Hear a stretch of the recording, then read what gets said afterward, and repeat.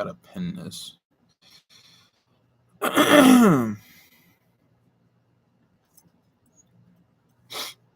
Man, I was just trying to pin it. Nobody trying to do all that extra shit.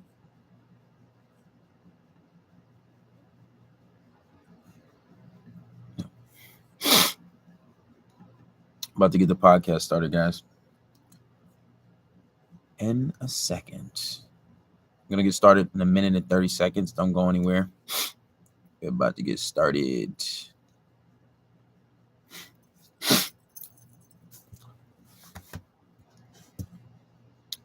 Knowing the appetites of men. Thank you very much. I appreciate that. We're about to get started on the podcast, guys. Add me on Instagram, guys. My Instagram followers have been going down. I don't know. Maybe because I don't post like that, but follow me on Instagram. We're about to get started.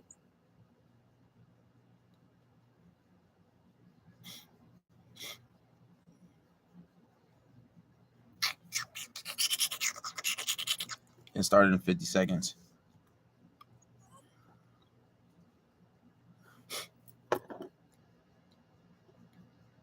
Guidelines.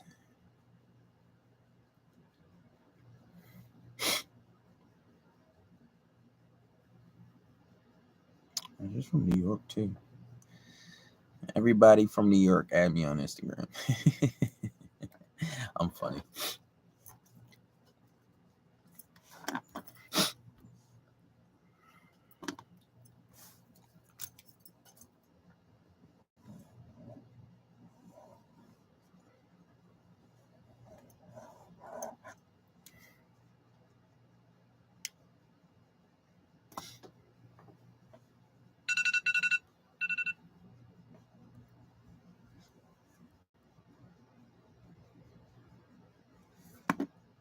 All right, time to get started.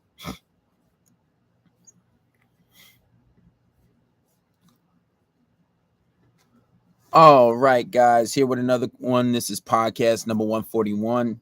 And today we're going to be talking about the appetites of men. And now the appetites of men pertaining to the things we love the most. And I would say this is a series that can go on for a very long time if we're talking about the appetites of men. But tonight we're going to be covering two of the appetites of men that if you indulge in them, they can be harmful to you. If you overindulge in these two appetites of men, they can be detrimental to you. They can take over your life, and they can possibly even ruin your life if indulged too much. If you know how the podcast goes, we always play a song and then we get right into it. So we're going to get right into tonight's topic right after this song. It's called Left Field by J.O. and Tory Woods on all streaming platforms. Make sure you go download that if you like it. But let's play the song and then we'll get right into the podcast after this.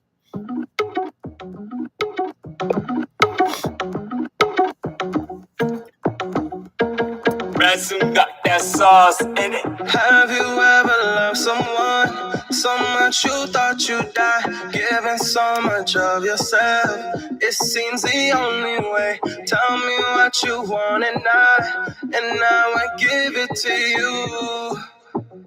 I will give it cause you call me out of left field. Guess some love you never had like this. Fuck with a winner with a bag like this. Guess some love you never had like this. You call me out of left field. Guess some love you never had like this. Fuck with a winner with a bag like this. Guess some love you never had like this. Yeah, call me out. Look, shorty, she a vibe, she a ting. Fire, something like a vibe, everything. On my bad, I'm just stating all the obvious things. We could put the small talk and I can buy you a ring on the ready. Shorty on fire, got me gassed up. To the moon, got me feeling like it's NASA. Yeah, she a boss, on God, got a bag up. X-Men was lame, no surprise, he ain't last much. She ain't never had no love like this. But she looking for a love like this. Come and put it on me, give me something I can miss. We can keep between us, everything tight lips. Yeah, we ain't gotta tell nobody. I don't need much, all I need is your body. Say you like it rough, okay, give it to me sloppy. Do it so good, I ain't thinking about no sloppies. Have you ever loved someone so much you thought you'd die? Giving so much of yourself, it seems the only way. Tell me what you want and I will give it to you. I will give it cause you call me out of left field. Yeah, some love you never had like this. Fuck with a winner with a bag like this. Yeah, some love you never had like this. You call me out of left field. Yeah, some love you never had like this. Fuck with a winner with a bag like this. Yeah, some love you never had like this. Call me out. Yeah, my bag been right. I done seen you looking at me and that ass real right. Tryna give you something good, I'ma make you feel nice. Tryna take you out the hood to the sea, first fly. We be dancing on the beach, get the sand on your feet. Wind through your hair, warming with the breeze. And we straight to my sheets, champagne and Belize. If you want a little pain, I can give it to you easy. Damn, baby, I could give it to you proper. Forget every other man, I want you. Damn, baby, I could do you how you wanna. Damn, baby, I could. And we ain't gotta tell nobody.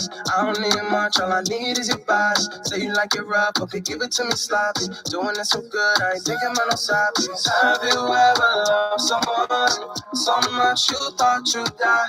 Giving so much of yourself, it seems the only way. Tell me what you want and I will give it to you. I will give it cause you call me out of that field. Yeah, some love you never had like this. Fuck with a winner with a bag like this. Yeah, some love you never had like this. You call me out of that field. Yeah, some love you never had like this. Fuck with a winner with a bag like this. Yeah, some love you never had like this. Call me out. All right, guys, that was Left Field by J.O. and Tory Woods. You can listen to that on all streaming platforms. Go download that today. Now, let's get into the topic of tonight, the appetites of men. Now, these are appetites that just don't only apply to men, it can apply to women too, but usually these are the things that men tend to overindulge in, and they do can ruin their life. And there are plenty of things that people overindulge in that can ruin their life. But tonight we're going to be talking about two topics, and that's one, the topic of overeating, and the topic for your urge to mate, the topic of sex, sex, right? And how these can be detrimental to men. Now, if you guys are new to my channel, if you're new to my page, you know we specialize in making men men, and we cover a various amount of topics that contribute and help towards this, right? Now, the first things first is overeating. Now, this is something that everybody can benefit from because, you know, I think one of the biggest notions is that we have to eat 3 times a day, and that we have to eat a meal in the morning, and that we have to eat breakfast, right? And this is one of the things that is a big this notion, and it's a narrative that's just not true. And we've been lied to, because I remember being in school when I was younger and seeing like that food pyramid, right?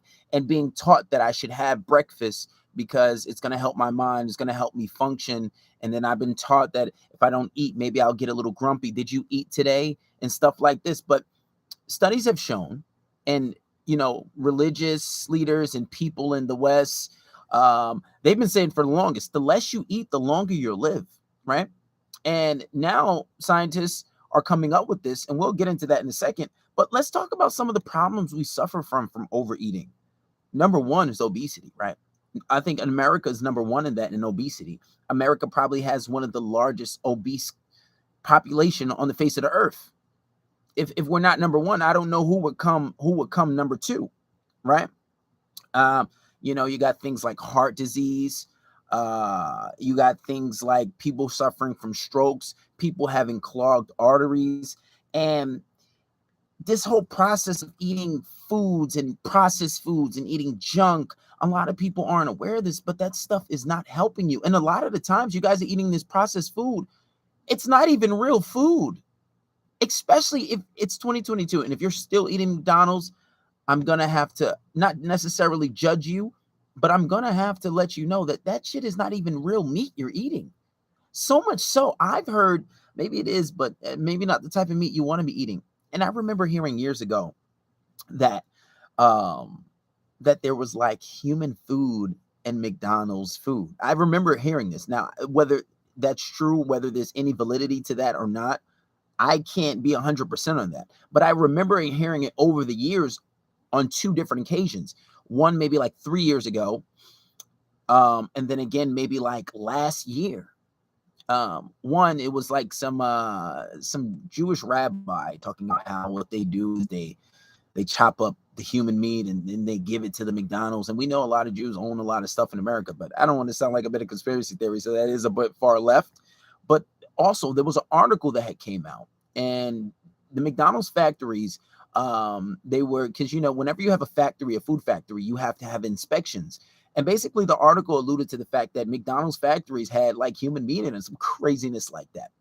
So, and this was like a big thing. This was a big thing on the internet because you had big publications publishing these articles about that. And eventually it came out later that that was a rumor and that it wasn't true. But my thing is, if things aren't true and there's no validity to anything, there should be no excuse for rumors. There should be no excuse for anything, and so I always take that with a grain of salt. And also, if you just do the studies and you learn and read studies on eating fast food and how it's not good for you, um, you'll come to that conclusion, whether you think that there's some conspiracy to off the whole population or whatever it may be. But the point is, this whole idea of eating a lot is something that we can overindulge in, and it is one of the appetites of men. And even more when you are a lot healthier, when you're exercising and doing the things that you should do, you feel a lot better. And especially on this channel, you have a lot of guys that want to be high value. You want to be high value. You want to have a lot of options with women. You want women to like you, but you have to start with yourself. You have to work on yourself. And that's one of the biggest things that people don't understand is when you work on yourself, you up your value. And when you start to work on yourself, this is how you become high value.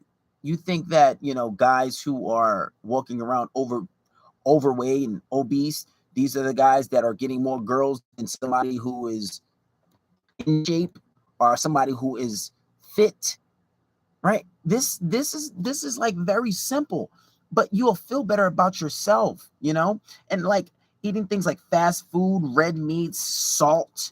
Now, I know it might be sounding like a lot, but these are little simple things. Like, say, for example, and by the way, guys, this is going to be a longer podcast. So if you're listening on the Spotify podcast, or if you're listening on Anchor, the full episode will be on YouTube. So I advise you guys to subscribe to the YouTube channel if you are on one of those listening to this currently. But eating things like having a lot of salt in your food, putting extra salt in your food. I know a lot of people that do that, right? Drinking things like soda, extra sugary drinks. If you talk to a lot of people, you ask a lot of doctors, they say this shit isn't good for you, right? And one of the biggest notions is that you have to eat 2 or 3 times a day. And then you guys are eating a lot of bad food. Let's give a little fact. So 95% of serotonin is produced in your gut. Now, what is serotonin? Serotonin is a neurotransmitter, and it helps communicate between the brain and your body, and it's responsible for things like mood regulation, your emotions, your happiness, sleep and wake cycles, your appetite, and your memory.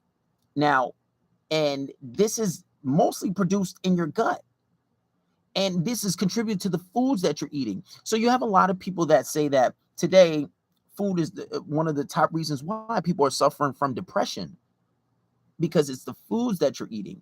When you look at the foods that you're eating and you come to the understanding that 95% of serotonin is produced in your gut, that should go to show you that maybe this is having some type of effect. And I did a podcast on this, maybe, I'm not sure if it was the last one, maybe the one before last, where I talked about how men wanting to unalive themselves, men suffering from depression, it has an effect on your body. But one of the contributing factors is the foods that you're eating. It's not the only thing, right? I think attitude accounts for a lot. How you think about things and also your mindset also contributes to how you deal with depression. And also talking to somebody about it is good, but eating 3 meals a day is not something you need. And I think just even if it's on a smaller scale, if you try to make healthier decisions, like say, for example, if you're in a store and you normally get soda, If you normally, you drink soda, soda's usually not the best decision, but just try to get juice. I remember reading that there was an ingredient and soda, just about any type of sweet soda, that they put in the soda from making humans regurgitate, because all the stuff that in soda, there's stuff in soda that if they didn't put this one ingredient in the soda, it would make you literally vomit. And it's not something natural, right? There's just a lot of stuff in this stuff that it's not good for us. Over time, these type of bad sugars and like high sugar drinks will have an effect on you, and it is ultimately, it's aging you faster, right? Now, there's a scientist by the name of David Sinclair, right? He specializes in reverse aging and longevity in living, right? And he talks about some of the things that can make you live longer. Now, the number one thing that he says, and you can look this guy's up, he has tons of interviews. He specializes in this. I watched some of his interviews, and he talks about how they reverse the aging in rats' eyes and stuff like that. And they reverse the aging in rats, and they do experiments in rats. When they feed them less, some live longer. And you can search this guy up. His name is David Sinclair. And the number one thing that he talks about is the less that you eat, the longer that you will live, right? And you know what's so funny, that because now that you're starting to hear this now, when I was younger, and I would go to I would have, my father would make me go to religion classes, right? And you can find this in the Bible, you can find this in Quran, you can find this in Islam, Christianity, it doesn't matter. They talk about this notion of fasting, right? Fasting. The righteous people fast. Fasting is habits of the righteous. And now you look at it today, where scientists are saying that fasting will help you live longer, right? And they talk about this in religions for so long, and it's like, you look at the ancients and all these people in the past that came before us, they had these habits, but we didn't know. We're thinking that maybe it's like maybe they just do this because it's something that they were told to do. But fasting actually helps you, and this is one of the things that he says, that especially fasting after a certain time, your body, maybe, I think it's like 24 hours. Most people don't do 24 hours. And your average person is not going to be able to do it anyway. So I get it. It's a little hard. But after fasting for like 24 to 48 hours, your body starts to produce hormones that reverses the aging process. And this is very much so a fact, right? And he says things like exercise, but not just exercise, things that are going to put your body through some type of adversity. So things like jogging, things like sprinting, the things that most people don't like to do, the things that people don't like to do, like getting out of their comfort zone. He's saying things like that, things like experience extreme cold, extreme a loss of breath as far as you're working out, things like extreme hot, running in the hot weather, obviously not too extreme to where you want to harm yourself. But he's saying these type of things and these type of activities, along with fasting and eating healthier, the healthier you eat, the better your longevity. He's saying that these type of things are the things that help people live longer, and they help activate the type of hormones in your body that will help you live longer. Now, this is David Sinclair saying this. He's a scientist. He's a scientist who specializes in these things, and I invite you guys to search him up. And so exercise, fasting, and another thing that he says is drinking alcohol and smoking, especially if you do it periodically, will definitely shave off about 15 to 12 years of your life, right? So say, for example, you drink and you smoke and you live to maybe 60, 70, maybe 80. You could have lived to 90, 100 maybe, if you weren't smoking and drinking every day. And you think about why, like, some religions, say drinking's haram, drinking's not permissible. But literally, scientists are now saying that this shit ages you. It literally ages you. Now, I do know that maybe having a glass of wine a day may be beneficial and may be good for you, right? But what the science is saying, and what scientists are literally saying, if you drink periodically, if you drink more often, and we're not just talking about glass of wine, we're talking about liquor, we're talking about, Casamigos, the tequila, the Hennessy, all these drinks that you guys love to drink. The scientists are saying that this stuff is shaving years off of your life. Smoking, doing whatever. I don't smoke. I don't drink. I don't do any of these things. I've never been drunk a day in my life. So, me hearing this, it's kind of news to me, but it doesn't really relate to me because I don't smoke or drink. Now, that doesn't mean that I think that I'm better than anybody, but I'm giving you this advice so you can learn to be high value, so you can learn to live a longer life. I'm trying to aid you guys in telling you this, right? And this is what scientists are saying. So I know a lot of guys that do this, and I know a lot of people that do this, have friends, have loved ones who do this. And I try to warn them. I try to tell them, yo, you shouldn't drink as much. You don't have to drink every time you go out. But a lot of the times you guys give into peer pressure. A lot of the times you guys, oh, everybody else is drinking, so I just have to drink. Well, if you want to be a follower, if you want to fit in with the crowd, hey, that's going to take a long term on your life, right? And a lot of the times people don't even drink like that. If you talk to a lot of people and you ask them, oh, when do you usually drink? Oh, socially. I usually only drink socially. I usually only drink when when other people around, when everybody's doing it. I usually only smoke when other people are around and when everybody's doing it, right? So it's a lot of the times it's not something that you usually really need. I mean, I can understand maybe if you were an alcoholic, but well, maybe that's something you should try to get help in, right? But I'm just letting you guys know there's more detriment to drinking than there is benefit. So let's talk about some of the things that happen when you fast, some of the benefits you have from fasting. So fasting it will boost your immune system. Fasting will suppress inflammation. And if you understand inflammation, a lot of doctors say that, inflammation is one of the biggest causes behind a lot of diseases. A lot of diseases usually cause high inflammation in your body, like cancer. What was it? I remember I had an ex that had lupus. There are a lot of things that are surrounded by inflammation, and fasting literally, it literally helps with this. I was watching some videos on fasting earlier, and some doctors were saying that fasting also kills cancer cells in your body. Fasting past a certain point, your body starts to produce the hormones that reverse the aging process. Literally reverse the aging process. So you see a lot of people where they look younger and they're really old. You be like, oh, how old are you? Like, I'm 45, right? And they don't look nowhere near 45. They look like they're in their early 30s. These people have good habits. They have good eating habits. And then also, your body resets its cells. Your body reproduces new cells when you fast. And basically, the longer that you can fast, the longer that you can do this, the more beneficial it is to your body, right? Fasting is one of the best things that you can do for your body. And it is so healthy. Your body produces new hormones. It resets your body. It resets new cells. It literally does everything. So much so that I remember hearing now, and all the time on my timeline, literally all the time on my timeline, I hear people talking about they cured herpes. I hear people talking about how they cured AIDS. I hear people talking about how they cured HIV. All this stuff from taking certain supplements and fasting. I remember watching they had it was like a Dr. Oz kind of show. I think it was Dr. Oz. They had this guy on there, and they were making him seem crazy, but the guy was basically making the claim that he had cured people from herpes, he had cured people from blindness, he had helped people get rid of tumors from fasting, right? And what he would have them do, especially people that had herpes, he said that he would have them fast for 5 days.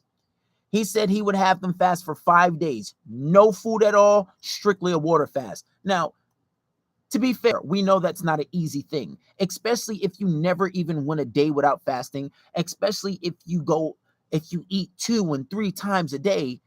Telling somebody to just fast for 5 days to get rid of an ailment, which really sounds like nothing. It sounds like the easiest thing in the world, right? But, trying to tell somebody that who's never fasted and somebody who doesn't fast, that can be a very hard thing to do. But basically, the guy was saying, and he was basically saying that he helped people get rid of tumors, especially with people with herpes. He said it was very easy. He said he just had them go on a water fast for 5 days, eating absolutely nothing. And he said by the end of the 5th day that their herpes was cured. And they went to the doctor and got the checkup, and it wasn't in their body anymore, right? And there's so many claims of people getting rid of diseases that they say is uncurable from simply fasting.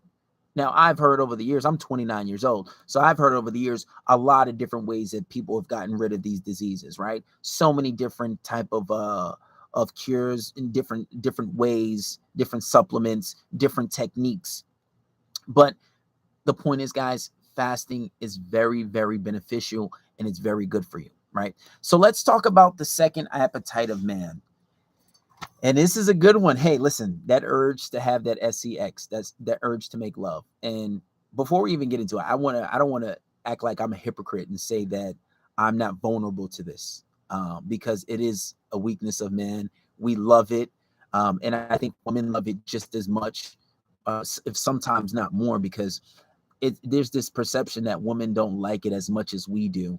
But I think there's just this thing where men pursue a lot, and men have to usually initiate things most of the time. And what that does is, it makes men seem as if we're thirsty, but I think women love it just as much as we do. But I just want to say that I'm not any angel. I'm not perfect.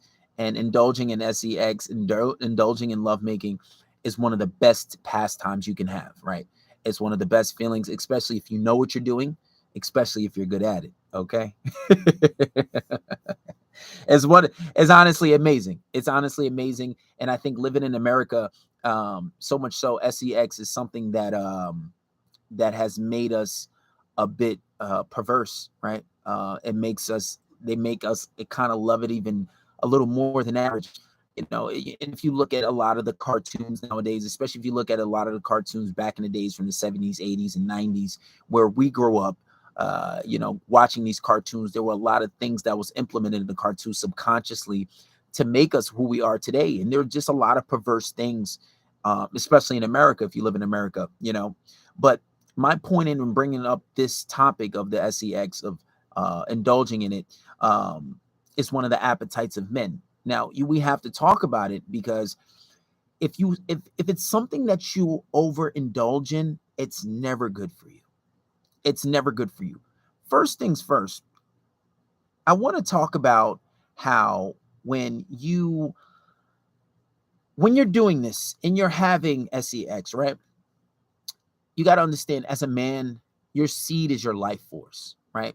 Your seed is your life force, and it is the very thing that that gives you strength. It's one of the things that give you life, right? If you ever see somebody who suffer from chronic masturbation, people who suffer from chronic masturbation, which are usually teenagers and young kids, because now they're at the age where they're just discovering about this, and they're just learning about themselves, and they learn that what this is, they learn what masturbation is, and they learn how good it feels. So then they overindulge in it. But as a result, you usually see people who suffer from this as almost like, as a detriment to them, where they're overindulging in chronic masturbation. They usually lack energy. They're usually a lot more tired than usual. They usually don't have the energy to do things. They're really slow and lethargic. And that's one example. Another example is, especially me as a fighter, right? And I've been fighting all my life, and I've been around fighters all my life. I've sparred with world champions. I've had hundreds of fights, literally. And one thing that we're told is to make sure that you at least 2 weeks to a week before a fight. Now, there's always exceptions for this. There's always exceptional people. So I don't want to say that one absolute rule counts. But the point is, there are things that when you do have sex before a big event, it can take away from you, because it is your life force, and it is very important to men. And so much so, if you ever hear about guys who do no fap is basically guys who voluntarily, they don't have sex, and they stay away from it. And one thing you can see is that they say they have a lot of advancements in life from just containing and holding back their seed and not letting it go. They say that they focus better, they attract more women, they get a lot more compliments, because it said that they start to live better. They start to live better, and it said that they start to look better, right? A lot of guys who are millionaires, they attribute no fap and not having sex and indulging in overly indulging in it and having it too much. They attribute that to them making their millions. There are literally, if you go on YouTube and you search up this topic, you have tons and maybe even hundreds of people who attribute not having XEX to their success in life, right? A lot of people attribute to that. And this is just an indicator that when overindulging in it, overindulging in the SEX, that it is not good for you. It is not something that is serving you, and it is not something that's going to be productive to you. Now, I'm not going to say that don't have it at all, because we're men, we're human, right? And we love it. And especially, like I said before, if you know what you're doing, then it becomes even better, right? And, just to say it, if you're a religious person, obviously, you know that if you can't have sex before marriage, you shouldn't be doing it. But there are so much studies, and there's a lot of indicators that show having SEX, letting go on your seed excessively can definitely have an effect on you. And overindulging in it can be bad for you. Simple things like having an SEX addiction. Having an addiction to it is not productive. And especially for me, what I find is when you're doing this and you're making love to a girl, it's really time consuming, right? Especially if you know what you're doing. Because what I find that people, with me, when I do it, it's just like, it lasts very long. And I know maybe your average guy doesn't really last that long, but I feel like it's very time consuming. And then on top of that, when I do let it go, when I let my seed go from having SEX, usually what happens is, like, I get this post-nut clarity, right? And I get this moment where it's like, I just become very clear. Become clairvoyant, clear-minded. And then I think about all the things that I could have been doing, all the things that I should be doing, all the things that I should be striving for, right? Not all the time. Sometimes after you do it, it's like, oh my God, that was amazing. Like, damn, girl, I love you, right? And sometimes you do get like that, but sometimes my point is that your seed is your life, right? You can become addicted to it. And another thing is overindulging in sex or SEX. Sorry, I'm trying to keep it PG for TikTok because, they like deleting people. But overindulging in it can also lead you to a lot of different things. It can lead you to be manipulated by women, right? It can lead you, because I know a lot of guys call me for consultations all the time, and they say, bro, like, I just want to, like, we have our SEX is amazing. She's the nastiest girl I ever been with. Like, oh my God, bro, like, I just, like, bro, like, I don't know what to do. She stopped talking to me. And now you find yourself being thirsty.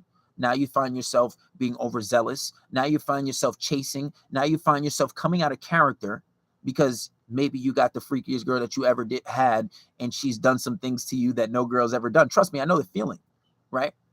But you have to have some self-respect, and you have to have some dignity.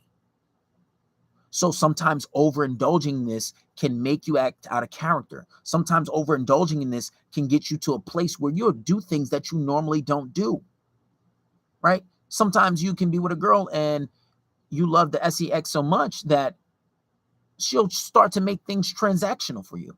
And then she'll start manipulating you. For example, if she says, oh, hey, babe, if you wanna get it in tonight, I'm gonna need you to take out the garbage. I'm gonna need you to do this. I'm gonna need you to go pick up the laundry. I'm gonna need you to pick up the kids. Now she's manipulating you and running the show because you're thirsty, because you have no self-control, right? Because you like to overindulge in the SEX. And now you're being controlled. The SEX is becoming your master. She's becoming your master because you lack self-control, only because it's perceived and it seems as if you want it more than she does. And sometimes that's not even the case. Sometimes, most of the time, I say sometimes women love it a little more than we do, especially if you know what you're doing. So what'll happen is, because you're overly thirsty, and maybe she might like it just as much as you do, she sees that and she exploits that weakness and says, okay, he's a little thirsty. He's always fiending. Like, I love it just as much as he does. It's just that he's very overzealous. He's very impatient when it comes to it. He'll do whatever, right? And then she starts to test you and say, okay, you want it? go to the kitchen and go get me some juice. She'll start small, right? I've seen it. I've been through it all. I've been doing this, stuck for the law, but I've been doing this since I was 12 years old, right? So like, I know I've been through a lot. She'll start small. Go get me some juice out of the kitchen. Okay. Then when she starts to see you're willing to do anything just to get into bed with her, then it becomes big things. Now, because she's found a vulnerability in you, now you're being exploited because of this weakness, because you lack self-control, because you lack dignity, because you're being thirsty, right? You got a lot of women. You got women, they be like, oh yeah, the sex is cool, but are you gonna give me some money? You gonna do this? You gonna do that? Either way, you're gonna have to pay. I already talked about that, whether it's straight up or going on dates or being nice, whatever it is. But you don't want to be exploited. You don't want to be used. You don't want to be used as an object because you're overindulging in the XCX. And this is how so many guys get manipulated, right? Even so much so, you'll let somebody disrespect you and then you'll let the disrespect fly. And remember, when women start to lose respect for you, shortly after comes attraction. They'll start to lose the attraction for you. And any woman who is honest will tell you this. And you don't even have to take their word because a lot of them lie about it anyway. But I see it all the time. I've been through it. I have guys, there's not one day that goes by that I don't speak to a guy about their issues. Literally almost every day. It's how I make a living. Right? It's why I don't have to work a regular job. And I see it all the time. When they lose respect for you, that just know that the attraction is coming shortly after. And this is usually what happens. But you guys sometimes get so thirsty, you allow yourself to be manipulated. You allow yourself to be disrespected, and you don't say anything about it. Right?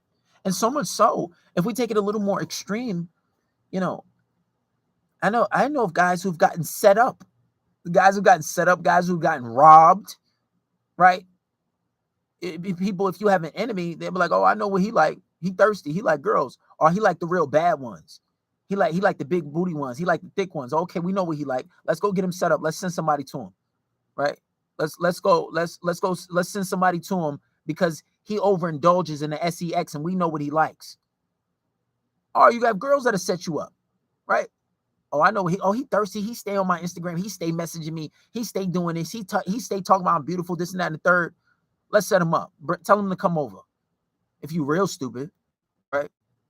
Or she's smart. I'll take him on a date. We'll take him on a date, and then I'll have him come over the second date, and then we'll set him up like that. Rob him for everything. Possibly even take his life if you want to be combative about it. But guys, my point is, overindulging in sex and overindulging in a lot of these appetites of men can and will serve you no good, right? And this is something that we need to understand. And I'll leave it off with one thing. So I heard about this story, right? And it's something I read about, and I've also heard about it from the mouths of other people. So supposedly, and this is supposed to be true, there's nothing that I have to verify it. There's nothing that I have to validate it, but it makes a lot of sense. So supposedly, there's a group of people, hear me out now. There's a group of people who live for hundreds of years. Now, that doesn't sound too far-fetched, right? We've heard stories of people that live for 100 years, 110, 120. I think the oldest that we have on record is a guy that lived for like 220 years. But this is a guy who ate a vegan diet. This is a guy who was fasting, right? I remember hearing maybe 2-3 years ago, I think it was Eyewitness News. I never watched the news, but I happened to be walking into the living room while my mother was watching the news. And they were interviewing a guy. He was about 116 years old. And he said one thing that he did was stayed away from red meat, and he ate a lot of fruits and vegetables, right? So that's one thing that you see, that some people who we see who are considered older and live a long life in our community, these are some of the habits that they have. Now, back to the story. So supposedly, there's a group of people who live for hundreds of years, not just 100 years or 200 years. We're talking 300 to 400, maybe 500 years. Now, who these people are, what they look like, I don't know. But when you talk about some of their habits, it gets very interesting. Now, it's said that these people eat. Listen, These people eat only every 10 days. Now, we know it's possible because we know that the human body can go 20 days without eating as long as you have some liquids or water in your body, right? So 10 days without eating sounds very possible. It's very disciplined. It sounds very hard, but it's not impossible, theoretically speaking, right? So it said they eat every 10 days. And when they do eat, they only eat organically. They only eat fruits and vegetables and foods that are natural, that come from the earth. They don't eat meat. They don't eat fish. These people are, I would say, frutivores, or they don't eat vegetables, or whatever you want to put that category into, right? Now, it is also said that they only have sex to reproduce. Now, listen, I know that sounds very crazy. I know that sounds very like, what is life, right? You can't enjoy life if you're not, right? Because that's one of the pleasures of life. And I admit it is a hard thing to do, but it makes sense. If we just talked about how men who do no fap, right? They start to focus better. They start to physically look better. They accomplish more. There are millionaires who attribute not having sex for long periods of time to their success. Fighters, they tell you don't have sex weeks before a fight because it will weaken you, right? And the book of Taoist wisdom, I think it is, they say if you can have sex and you don't let your seed go, meaning you don't bust while you're doing it, they said after the 9th time of doing it, you will extend your lifespan. Your life will become longer. So when you look at these people who claim to live for 400 years, who don't eat a lot, right? They said they only eat every 10 days. They only have sex to reproduce. And when they do eat, they're only eating organic fruits and vegetables. So if we look at it and we look at it with reason, and you say, wow, that makes a lot of sense. Now, I do feel like that's very extreme. I feel like 98 or 99% of our population will and cannot do that. I feel like they don't have enough discipline to do that. There's probably literally 1% or less than 1% of people that can possibly do that. And it takes even the most disciplined people, when you take away food, it's some of the hardest things. And that's what they say. If you can discipline the things you eat, that's the hardest discipline. Think about it. If you restrict yourself from eating, if you restrict yourself from having food. But I just thought that was very interesting when you looked at it, when it's looked at in more of an extreme way. And it has to be a lifestyle, because you can't possibly have friends doing that. You can't possibly go out to events. You always go out to events. You're never eating. You know, not everybody's so easily peer pressured, but food is one of the easiest things to get pressured into, right? It's a natural part of life. And one thing I want to say is, you know, if you can't fast a whole 24 hours, simply just skip breakfast. Simply skip breakfast. It'll be better for you. Try intermediate fasting. Look into it, right? Try intermediate fasting. Try, try skipping lunch and breakfast. Some of you don't even eat until the afternoon anyway. There are so many people that skip breakfast anyway. So when you really give it some thought, it's not that bad, and it's not a hard thing for you to do. Me personally, I just about every day, I don't usually eat until around 6. And for some people, 6 is considered dinner. There are some times where I might want to snack here and there, but I would say 4 or 5 days out of the week, I usually don't eat until like 4 or 5 or 6 o'clock every day. And then now, until recently, I cut my food cutoff time at 11. So right now it's 11:28. I can't eat anything else, and I won't eat anything else until tomorrow, right? So I fast about maybe 15, anywhere from 14 to 17 hours a day, usually, right? So then that's usually my schedule. But I just want to end this off with, we have to understand that the appetites of men, we have to understand them, and we can't overindulge in them. You know, take things in moderation. Don't allow yourself to be manipulated. Don't allow yourself to overindulge in certain things, and don't allow yourself to be used. All right. So we're going to end this podcast off with J.O. Left Field. and we're gonna call it a night.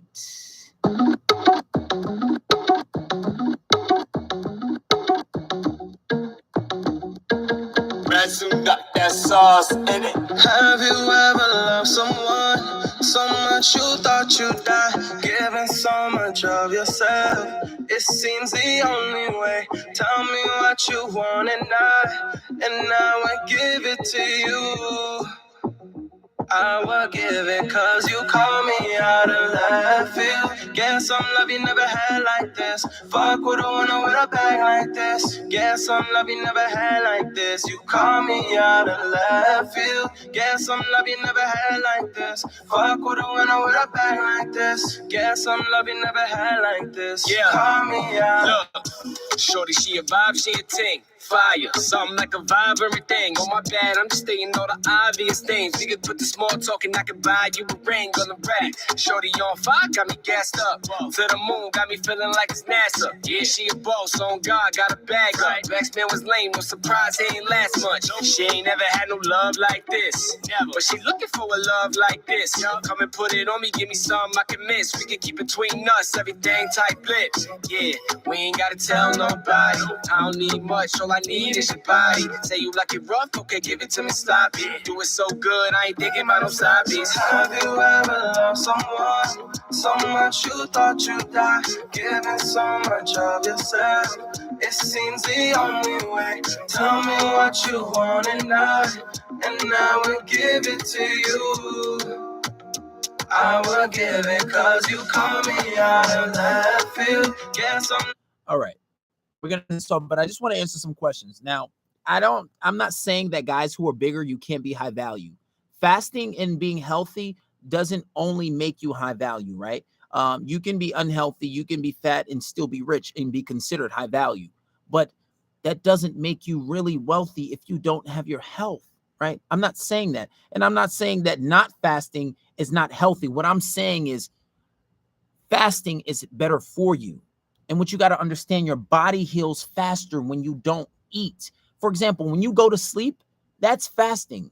And the point of fasting is so your body can repair itself, so your body can heal itself, which is why you need to sleep. Because if your body doesn't repair itself, your body doesn't rebuild itself, because that's usually what happens when you go to sleep.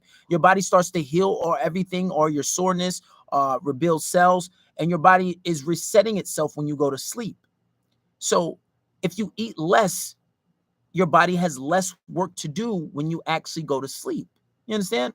And that's basically what I'm trying to tell you. And that's the message that I'm trying to convey, right? Now, I'm not saying that not fasting doesn't make you healthy. I'm just saying that it is better for you. And the less you eat, the longer you will live. And I'm pretty sure nobody wants to live a short life. I'm pretty sure everybody wants to live a long life, right? At least most people do. And I'm just giving the advice for you to help you guys have longevity in life and for you to, live a healthier life and live a longer life and live a more satisfying life, right? Because most people won't do it. And I get it. It's a very hard thing to do. Most people can't. If you can control what you eat, that's a real display of discipline. And most people can't do it, right? I know fighters who can't do it, but yeah, guys. So we're going to end this one off. Thank you guys. Most likely I'll probably be back Saturday. Tomorrow, there's a fight in Jersey. I think Shakur Stevens fighting. I'll be there attending it and watching it. So I'll see you guys later. We'll be back. If not tomorrow, then Saturday. Holla at you.